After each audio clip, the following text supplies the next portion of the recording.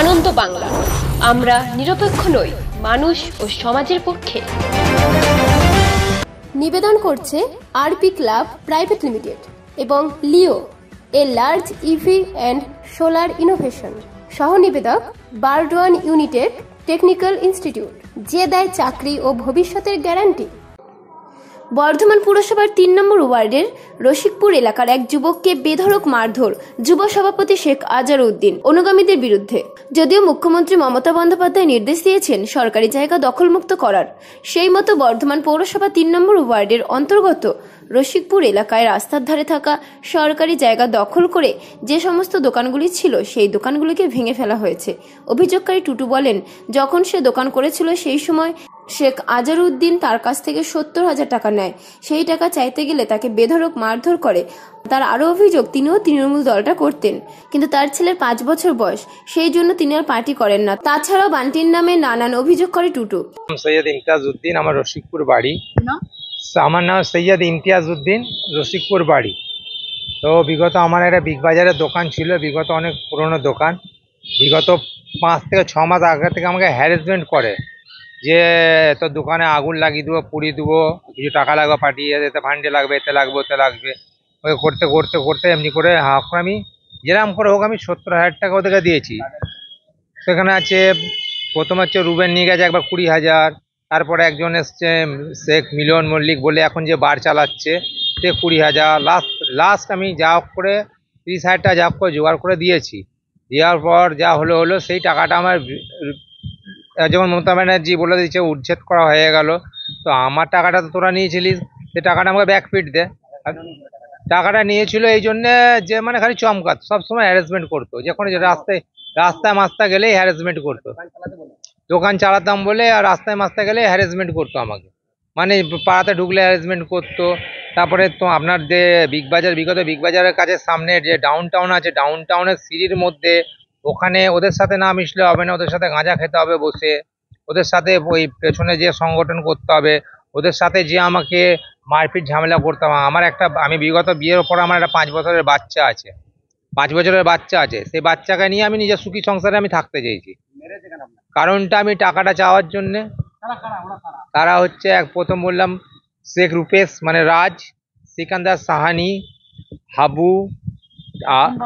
হ্যাঁ, এটা সব একই দল করে। সেই আমি যেটা করি আমি সেই দল করতে করতেই সরে গেছি। সে তৃণমূল সেই দলই এখানে নেতৃত্ব দেয়, যে এখন ব্যান্টি নেতৃত্ব ব্যান্টি দেয়, সে ব্যান্টিতে নেতৃত্বই হচ্ছে, সেই নেতৃত্বই করছে। কেন ওদের কারোর পাওয়ার নাই। ব্যান্টি যদি না বলে, ব্যান্টি যদি বলবে এখানে ওঠ, এখানে উঠবে, এখানে বস। এখানে তো আপনাদের সামনে দেখলেন তো, আপনাদের সামনে আমাকে তুলে নিয়ে যাচ্ছিল এখান থেকে থানা থেকে। আমি এখন বর্ধমান থানাতে এসছিলাম।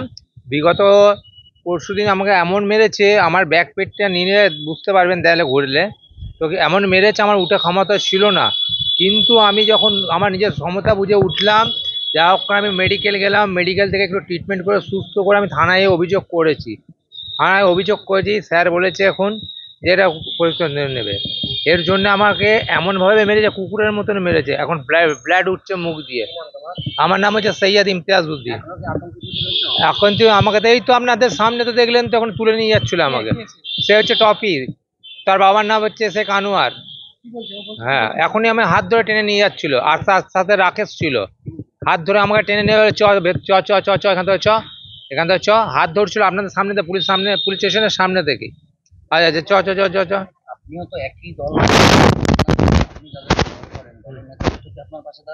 না, দলের নেতৃত্ব দাঁড়াবে কেন? দলের নেতৃত্ব আমি কি বললাম যে প্রথম আমাদের বাড়িতে যে আমি বিগত আমার যখন বাচ্চা সন্তান হয়েছে, এই ঝামেলা থেকে আমি বেরিয়ে চলে এসেছি।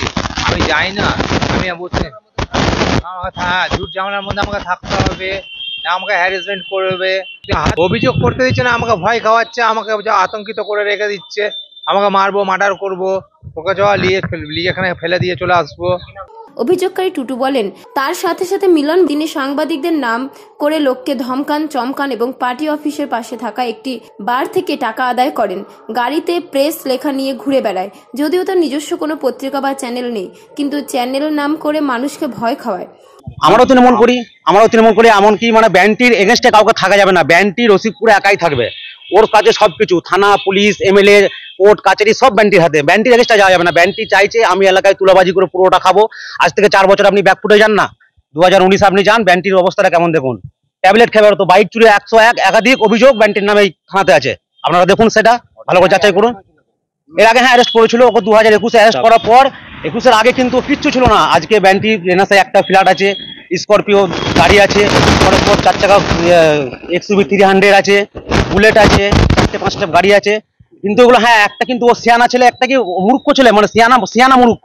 একটা ওর নামে নেই, এর নামে নিয়ে রেখেছে, কিন্তু পুরোটাই ও ইয়ে করে, মানে বারটা চালায়। হ্যাঁ, আর একজন আছে নাকচাপটা মিলন বলে একজন আছে, যে হচ্ছে আপনার স্কুটি আছে, তার স্কুটির মধ্যে প্রেসের স্টিকার লাগানো আছে। ওই স্টিকার লাগিয়ে ও ভুয়ো প্রেসের কার্ড বানিয়ে এখান থেকে ওখান থেকে তোলাবাজি করে ওই মিলনই এখন ডাউনটাউনে বারটা চালায়, মেয়ের ব্যবসাও করে। একদম আপনারা যে দেখতে পাবেন ওইটা। ওই মিলন বলে ছেলেটা হসপিটালের সামনে 80,000 70,000 মানে এরকম টাকা নিয়ে দোকানে বসিয়েছে। এটা আমার কাছে প্রুফ আছে, আমি আপনাকে প্রুফ দিতে পারি।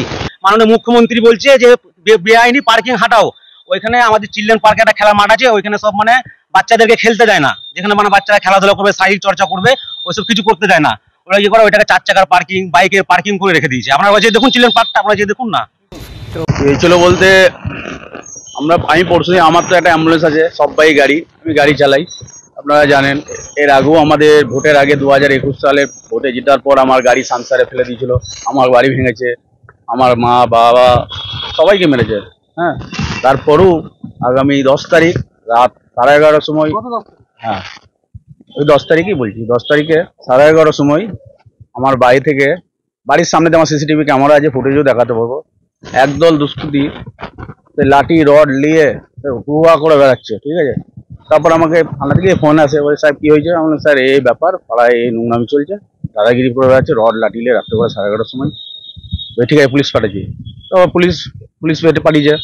পুলিশ পাঠিয়ে যখন আমাদের ঘরের সামনে আসে, আর আমি ছিলাম, আসার পর পুলিশ এসে দেখছি আমাদেরকে নিয়ে অ্যারেস্ট করেছে। আমি স্যার কি করলাম? আমাদেরকে মিথ্যা কেসে একটা মহিলা, এই মহিলাকে টাকা পয়সার প্রলোভন দেখিয়ে মিথ্যা কেসে, ওই মহিলার হাজবেন্ড হচ্ছে মদ্যখোর, সব ওই মহিলাকে বান্টি যে যুব সভাপতি আছে, টাকার প্রলোভন দেখিয়ে আমাদের নামে কেস করে। আমরা কালকে মহামান্য আদালতে এটা জামিন নিই। হ্যাঁ, জামিন নেওয়ার পর আমরা যখন বাড়ি ফিরি, দেখি এনাকে সেই রাতে, যেদিনকে আমাদেরকে অ্যারেস্ট করে, সেই রাতে দেখি একে প্রচন্ড মেরেছে। তো দেখুন, আমরা তো প্রশাসনের উপর আমাদের আস্থা আছে, দেখি প্রশাসন কি করে। এই বিষয়ে আমরা মিলনের সঙ্গে কথা বলতে গেলে সে অস্বীকার করে। সে এখন সাংবাদিকতা করে না, আগে একটা সময় করত। এখন তার গাড়িতে প্রেস লেখাও নেই, এখন সে পার্টির সাথে যুক্ত। এটা হচ্ছে, আমি বর্ধমান বিবেকানন্দ কলেজে মাস কমিউনিকেশনের স্টুডেন্ট ছিলাম, ঠিক আছে। মাস কমিউনিকেশন নিয়ে পড়াশোনা করেছিলাম। একটা টাইম জাহাঙ্গীর বলে আমাদের রিপোর্টার ছিল, বাংলা টাইমস। একটা টাইম ওর সাথে আমি জয়েন্টে কাজও করেছি। যাই হোক, আমি এখন রিপোর্টারের কাজকর্ম ছেড়েও দিয়েছি, এখন আমি সম্পূর্ণ রাজনীতির সাথে যুক্ত। আর ডাউনটাউন নিয়ে যেটা কথা বলা হচ্ছে, ডাউনটাউন হচ্ছে একটা প্রাইভেট লিমিটেড কোম্পানি। এটা লাইসেন্স প্রাপ্ত, এক্সাইজ অফিস থেকে, গভর্নমেন্ট থেকে লাইসেন্স প্রাপ্ত, ঠিক আছে। আর এটাতে আমাদের পাড়ার 20-25টা গরিব মানুষের ছেলে কাজকর্ম করে খায়, ঠিক আছে। ওরাও কাজ করতো, ওই মেহরাজ বলে ছেলেটাও কাজ করতো, কিন্তু ওকে এখান থেকে বরখাস্ত করা হয়েছে কাজ থেকে, যেহেতু ওই হিরোইন খেয়ে ওই ডাউনটাউনের বেশ কিছু ছেলেকে মারধর করেছিল, আর কিছু চুরিও করেছিল, আর মেয়েদের সাথে নোংরামি করেছিল, ঠিক আছে। তো এই জন্য ডাউনটাউনের যে মালিক, তাকে ওকে একদম বরখাস্ত করেছিল, একদম উইথ লিখিত, ঠিক আছে, কোনো একদম মৌখিক কথা নয়। এটা আপনি ডাউনটাউনের যে ম্যানেজার আছে, পরিতোষ ব্যানার্জি, আপনি তার কাছে খবর পাবেন। ওনার নামে লিখিত অভিযোগ আছে বর্ধমান থানায়, ঠিক আছে। প্লাস উনি হচ্ছে গাঁজা কেসের আসামি। উনি 1.5 বছর গাঁজা কেসে জেল কেটে এসছে, এখনো বরখাস্ত হয়নি। অরুণ সোমের আমল থেকে গাঁজা কেসের আসামি। একদম মিথ্যা। সর্বপ্রথম হচ্ছে ওরা রাজনীতির লোকই নয়। ওরা তৃণমূল যদি করতে, আজকে তৃণমূল নামে বদনাম করতো না, বিধায়কের নামে বদনাম করতো না, বর্ধমান থানার আইসি পুলিশ প্রশাসনের নামে বদনাম করতো না। ওরা হচ্ছে একদম হচ্ছে পাড়ার হচ্ছে একদম ক্রিমিনাল, মোস্ট ক্রিমিনাল। আমার গাড়ি আমার এই পার্টি অফিসের সামনেই রাখা আছে, স্কুটি গাড়ি। যদি কোনো রকম প্রেস থাকে, আপনারা দেখুন, ছবি তুলুন। বিষয়ে 3 নম্বর ওয়ার্ডের যুব সভাপতি শেখ আজহারউদ্দিন ওরফে বান্টি তিনি বলেন, সৈয়দ ইমতিয়াজউদ্দিন টুটু হচ্ছে আমার মাসির ছেলে। এটা হচ্ছে আমার মাসি, ঠিক আছে, আমার মাসির ছেলে। ওকে কোনো রকম মারধর করা হয়নি। আমার কাছে আজকে খুব আফসোস লাগছে যে ও নেশাগ্রস্ত অবস্থায় নিজের জীবনটাকেও শেষ করে ফেলছে। আমরা ওকে অনেকবার হোমেও দিয়েছিলাম, চেষ্টা করেছিলাম ও সুধার করার, কিন্তু করতে পারিনি। ও ইতিমধ্যে নিজের মাকেও দেখে না, বাড়ি ছেড়ে চলে গেছে।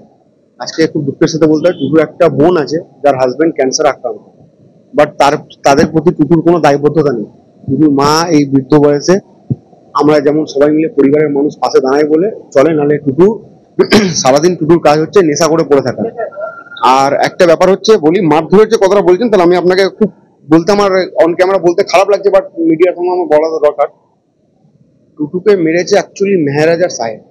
ঘটনা আমি আপনাকে বলে রাখি, টুটু নেশার জন্য খুব টাকার দরকার ছিল, এবং টুটু এমন ছেলে যে নেশাগ্রস্ত অবস্থায় প্রচুর মার খেতে পারে। ও মিথ্যা কেস করার জন্য ওদের কাছ থেকে আমার কাছে খবর আছে 12,000 টাকা নিয়েছে, যে ওর মারটা খেয়েছে, মেডিকেল করে কেসটা করবে। আজকে আপনি দেখুন, আপনাদের বাড়িটা আমি দেখছিলাম, ও বলেছে ওর নাকি 5 বছরের সন্তান আছে, ওর ছেলের বয়স হচ্ছে মাত্র 4 মাস।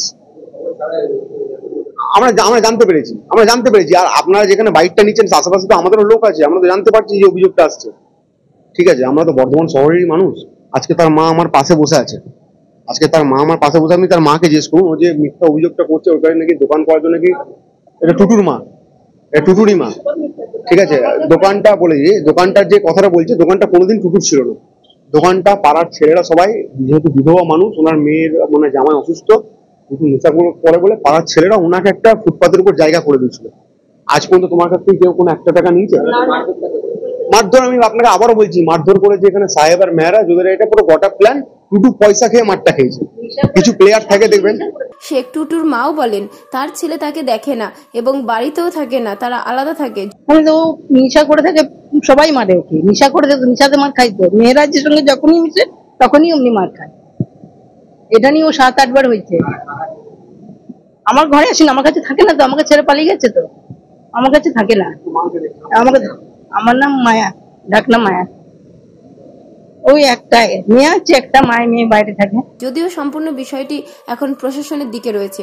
অভিষেক বন্দ্যোপাধ্যায় বারবার বলেছেন, যারাই হোক, যত বড় নেতাই হোক, যারা দলের নাম করে এসব করবেন তাদেরকে কোনোভাবেই বরদাস্ত করা যাবে না। তবে আবারও বর্ধমান পৌরসভার 3 নম্বর ওয়ার্ডে অভিযোগ পাল্টা অভিযোগ। পূর্ব বর্ধমান থেকে দেবাশিস ঘোষের রিপোর্ট, আনন্দ বাংলা।